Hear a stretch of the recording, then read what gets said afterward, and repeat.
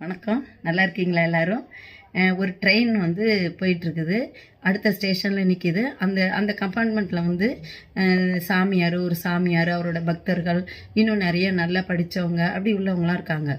திடீர்னு அடுத்த ஸ்டேஷனில் வந்து ஒருத்தன் ஏறுறான்.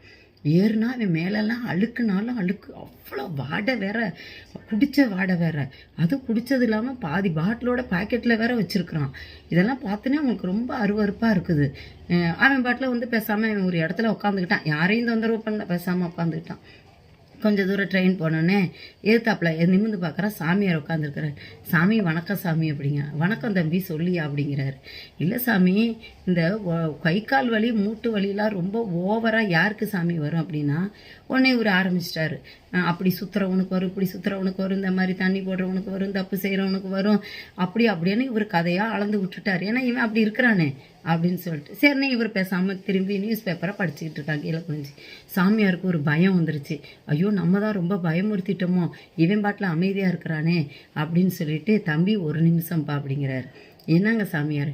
இல்லை, மூட்டு வலி கை கால் வலினே, அது யாருக்கு அப்படின்னு சொல்லி கேட்டேன் அப்படின்னா. இல்லை சாமி, நம்ம நாட்டில் ஒரு பெரிய சாமியார் இருக்கிறாருல, அவருக்கு தான் வலின்னு பேப்பரில் போட்டிருந்துச்சு, அதனால தான் ஒரு சந்தேகத்துக்கு நான் கேட்டு வச்சேங்க அப்படின்னா பாருங்க. இப்போ சாமியாருக்கு மூஞ்சில் ஈயாடலை. இப்போ என்ன பதில் சொல்கிறது? இதை வந்து நம்ம என்ன தெரிஞ்சுக்கணும், தோற்றத்தை பார்த்து நம்ம எந்த ஜட்ஜ்மெண்ட்டும் பண்ணக்கூடாது. மற்றவங்க தோற்றத்தை பார்த்து நம்ம ஜட்ஜ்மெண்ட் பண்ணோம்னா கண்டிப்பாக நம்ம வாழ்க்கையில் முன்னேற முடியாது. வாழ்க்கையில் முன்னேறணுன்னா தோற்றத்தை பார்த்து ஜட்ஜ்மெண்ட் பண்ணாமல் நம்மளும் முன்னேறுவோம், மற்றவங்களையும் முன்னேற்றுவோம். நன்றி, வாழ்த்துக்கள்.